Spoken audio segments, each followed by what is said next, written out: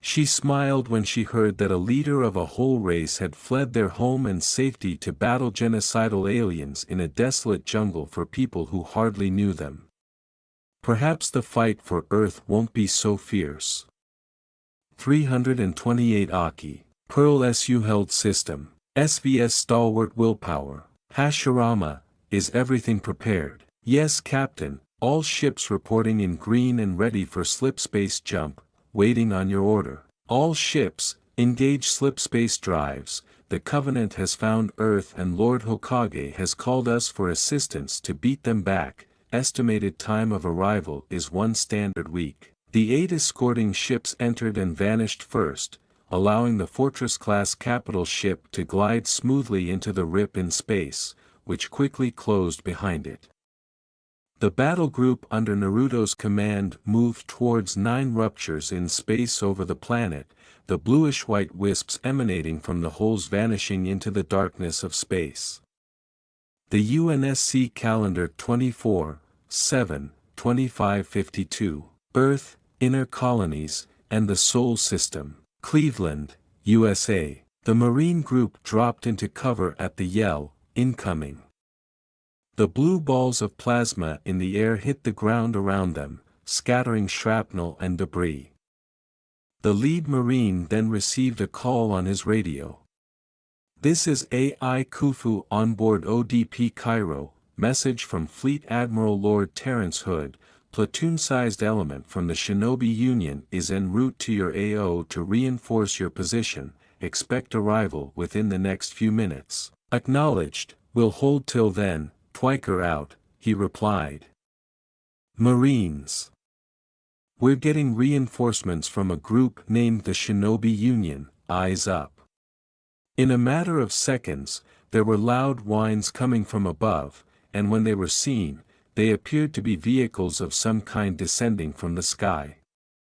2 of them looked like gunships, with 2 turrets underneath and thrusters where the wings would be, while the others were sleek, matte silver structures. The dropships had wings that were similar to the gunships, but they had larger thrusters to support the additional weight and additional thrusters in the back. At a height of 1 kilometer above the ground, the 6 aircraft started to approach his position when they all started firing. The yellow bolts all landed in front of Twiker's position, destroying all of the Covenant soldiers and armor there. While the other 4 landed, disgorging troops from their troop bays, 2 of the vehicles paused, hovered above the ground, and intermittently opened fire at some distant target. One of the vehicles approached Twiker with yellow lights and asked, "Are you Sergeant Twiker?" A few Marines gasped and multiple squads of Promethean crawlers and knights, together with auxiliary watchers, emerged.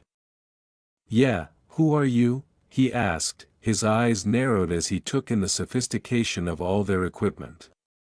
"My platoon and I are here to provide you support in retaking this city," he stated, holding his light rifle in both arms.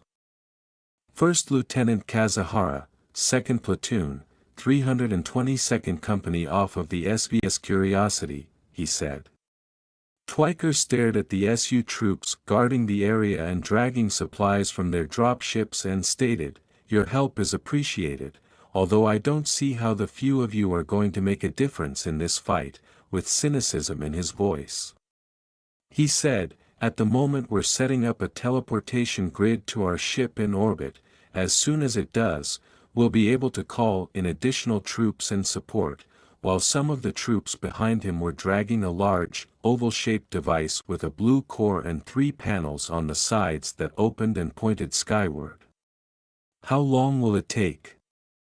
"Not long, right about now," he stated, and as promised, blue light burst from the apparatus, and additional groups of crawlers and knights emerged and started to evacuate. Among them was a platoon-sized contingent of Promethean soldiers who took various weapon emplacements that were being teleported in and positioned them in a temporary perimeter of the landing area. "Very well, at the moment, the UNSC has control of about 22% of the city, but we're barely holding out as it is," with your help we can start to secure what we have and begin to push the Coveys out of our city. Our Phaetons can help with close air support and the crawlers and knights will support your push, just tell us where you need us.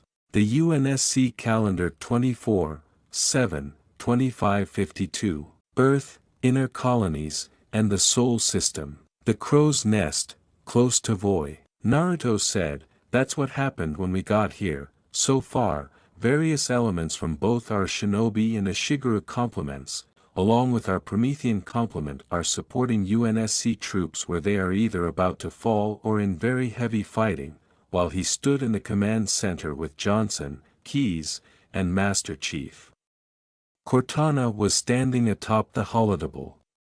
Keyes was watching the screens in the command center while listening to Naruto when she turned around and went to the holo table.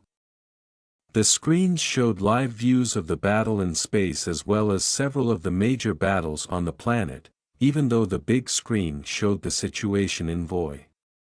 As she gazed at the holographic table that Naruto had placed in the center of the room after he unlocked a teleportation beacon that allowed them to bring in Promethean troops and extra supplies, Keyes said, "This'll definitely help. How's it going in space?" The Marines were immediately left with their proverbial jaws hanging open. Naruto leaned on the holodouble and remarked, "Bad, the UNSC fleet is taking a heavy toll, while our ship is helping immensely. Your ships are still being destroyed way too quickly." "Ah, demon, it seems you have finally arrived," the Arbiter said as he entered the room, eyeing the SU troops stationed at the door. Before anyone could say anything more, he turned to face Naruto and said, "You are human, yet you wear the armor of the Forerunners. Who are you?"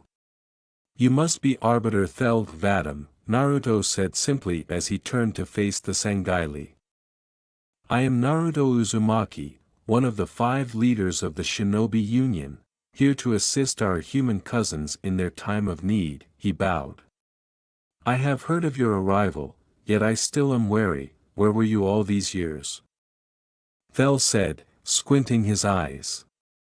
He raised his arms. "We were not even aware that other races existed until a week or so ago. We suspected, but never knew for a fact, not until the arrival of the UNSC ship, the Spirit of Fire in one of our systems did we have any inkling that we had human cousins." Thel inspected one of the crawlers on a wall and remarked, "Very well, although I am curious about the constructs you have brought into the base." Naruto pointed to a pair of knights and watchers and said, "Those would be the Promethean knights and Promethean watchers." He then pointed to a Promethean soldier carrying some supplies and said, "That is a Promethean soldier. All of those aren't living beings, but constructs that the Shinobi Union created gleaned through Forerunner technology to supplement our forces in combat." Naruto acknowledged that Thel was observing him. He pointed to an item located in the corner of the space. "That's a teleportation beacon. With that we can connect to our ship in orbit and bring in more Prometheans and supplies down to wherever we have beacons on the planet. We used those to bring in the Prometheans in the base." After saying, "I see, well, it seems that the Covenant is in for a surprise if they attack this base," he turned to Keyes and traveled to the holodouble to join them. "Alright, now that everyone's here, we can do the full briefing," Keyes said as Cortana displayed a map of the planet and its surroundings. "The Prophet of Truth's ships breached the lunar perimeter, smashed what was left of the home fleet. Terrestrial casualties from the subsequent bombardments were extreme. Truth could have landed anywhere but he committed all his forces here, East Africa, the ruins of New Mombasa. Then, they started digging." Chief said, "Ma'am, what about Halo?" "We stopped it, but only temporarily. Now the Prophet of Truth is looking for something called the Ark, where he'll be able to fire all the Halo rings. If he succeeds, humanity, the Covenant, every sentient being in the galaxy." With bleak inevitability, he declared, "The rings will kill us all." One Marine on duty at a communications station yelled, "Ma'am, I have Lord Hood." Keyes shouted, patch him through, as everyone's eyes shifted to the large screen on the wall. A moment later, Lord Hood appeared, standing in what looked like a command center and wearing his white suit. He asked, "Good news, Commander Keyes," while donning his hat. "As good as it gets," Keyes said, glancing at Naruto and Chief. "So I see," he said, glancing between Naruto and the Chief before focusing on the latter. "What's your status, son?" "Green, sir." He turned to face Naruto and said, "I'm glad to hear that. You're Naruto, the seventh fire shadow, or perhaps I should say the Nanadame Hokage." "I am Uzumaki Naruto, the Nanadame Hokage of the Shinobi Union, here to assist our human cousins in their war for survival," Naruto said with a small smile before putting his right palm to his chest and bowing slightly.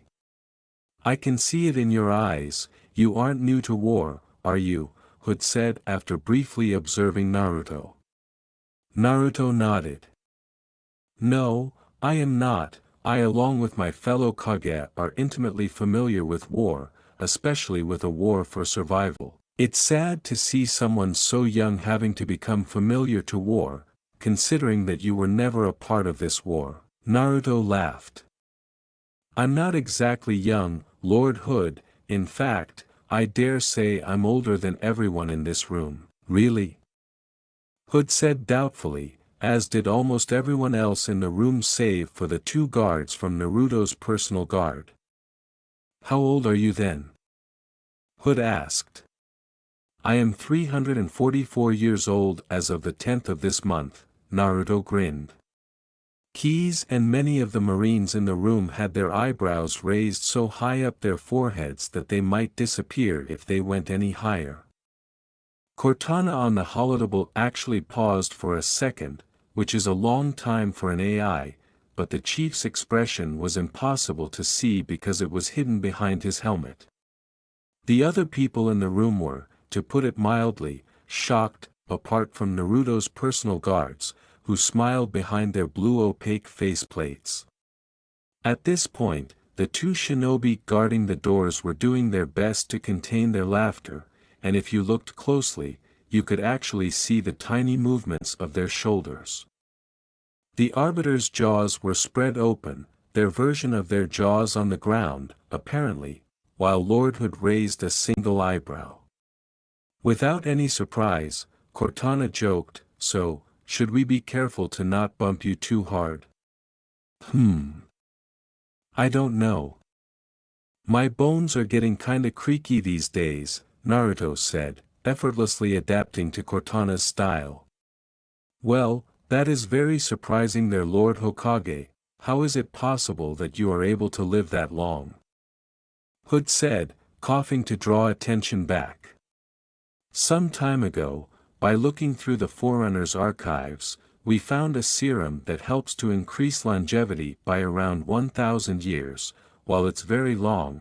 It was made to be basically an immortality serum due to incorporating my blood. The longest lifetime of an Uzumaki isn't exactly known, but there were a few who had lived past 250. Add in the fact that I have a demon stuffed in my gut when I was a baby, basically meant that my lifespan is stupidly long.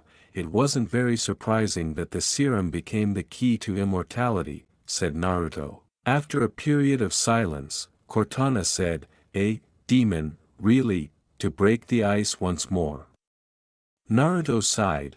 "Pretty much. He was several stories tall and one of his 9 tails was enough to destroy entire mountains with a lazy swipe of his tails, not including the fact that he could shoot giant balls of energy with enough power to destroy the ship I came on. You want to meet him?" We could." Naruto said, "Why not? He always does want a chance to show off his magnificence, the arrogant ass," before making a few hand signs and slamming his hand to the ground. Demon Summoning Jutsu. Suddenly, a puff of smoke exploded from where his hand hit the ground, revealing a large shape. The smoke vanished as fast as it appeared, revealing a blood-red fox the size of a dire wolf, with black circles around its eyes and extending its back. "Ah, it's nice to be out of that cage, Kit. You finally got around to summoning me even though you could have done it for a while," Kurama replied, staring at Naruto. He muttered, scratching the back of his head, "Well, you know." Hood said, "You are Kurama, are you not?" after glancing at Kurama, as did the others. Kurama asked, "How did you know my name Ningen?" as he turned to face Hood and slightly gritted his teeth. "Captain Cutter sent me a report on his encounter with you. I learned your name from there," he remarked. "Ah, those ninjas, very well," with satisfaction. Cortana shrugged her shoulders and proceeded to look around for Kurama. "So this is a demon, I guess he is, since all I'm getting from him is fluctuating energy that doesn't match anything in my databases," she stated. Hood returned them to the subject at hand by saying, "Anyway, we should come back to why I'm calling you. Commander Keyes came up with a good plan, but without you, I wasn't sure we could pull it off." Keyes raised a data pad. "Truth's ships are clustered around the excavation site and his infantry is deployed anti-aircraft batteries around the perimeter, but, if we neutralize one of the batteries, punch a hole in Truth's defenses." Hood folded his arms and said, "I'll launch a low-level attack, hit him where it hurts. I only have a few ships, Master Chief, so it's a big risk, but I'm confident BZZT." The screen went black, and the base's power went out, leaving everyone in the red haze of emergency illumination. One of the Marines in the room yelled, "Hell, not again." Keyes commanded, "Emergency generators, now." The same Marine who declared Hood's arrival said, "Shielding failed, they're down and charging. As soon as they're up, re-establish contact with Lord Hood, let him dash." Then all of the screens in the room turned back on, and the Prophet of Truth's image appeared. Cowering in the dirt thinking what, I wonder, thinking you could escape the coming fire? No. Your world will burn until its surface is just glass. And not even your demon will live to creep, blackened from its hole to mar the reflection of our passage, the culmination of our journey, for your destruction is the will of the gods. And I am their instrument. Cocky bastard, just loves to run his mouth, Johnson said as he chewed on his cigar. Chief inquired, "Does he usually mention me?" "Give the order, we're closing shop," Keyes said, glancing down at him before turning to face the Marine working the communications. "Ma'am." She turned around and began to leave, saying, "The wounded, we're getting all of them out, we're about to get hit, even with the help of Naruto and his troops, I doubt we'll be able to hold them off for long," she said. "I'll carry them myself," Johnson sighed. "Ma'am, the squad leaders are asking for a rally point." "Where should they go?" the Marine yelled once more. "To war," Keyes said as she continued to up the steps, paused at the top, and looked over her shoulder before cocking her weapon and continuing. "The Covenant Navy's flagship, the CSO-class supercarrier, is a sight to behold. Measuring 27 to 29 kilometers in length and 11.4 kilometers in width, and equipped with at least 7 energy projectors, numerous plasma turrets, and pulse laser turrets. These titanic ships are capable of defeating entire fleets and are regarded as the strongest non-Forerunner vessels ever built in the known galaxy. One of these ships, the Triumphant Reverence, the flagship of the fleet of Furious Redemption, gleamed in the sunlight from Seoul as it charged its many energy projectors aimed at the human fleet defending Earth. Before it could fire, a dazzlingly bright lance of blue energy crashed against its shields, which held for a moment before the lance speared right through the main bulbous head of the vessel. igniting the pent-up energy and causing the powerful vessel to ignite in a brilliant explosion that simultaneously destroyed several nearby CCS-class battlecruisers. A few moments later, with the projectors ready to fire, it finished aiming towards a group of Paris-class frigates. Target destroyed, time till particle lance ready to fire at 45 seconds, says Miyamoto. Keep picking off their supercarriers until they are all destroyed, then move on to the assault carriers. The UNSC can handle the smaller vessels, Shikadai said, glancing at the battle map. The ship rocked slightly when a neighboring battlecruiser fired a plasma torpedo. Shields down to 87%, sir. Shikadai looked at Miyamoto and scowled, saying, "Do what you can to keep our shields up, redirect power from non-combat critical systems if need be, because no matter how much better we are technologically, enough hits will eventually weaken our defenses. An ant can still defeat a scorpion if there are enough ants," he said. "Very well, Commander, redirecting power from non-combat critical systems to supplement our shields."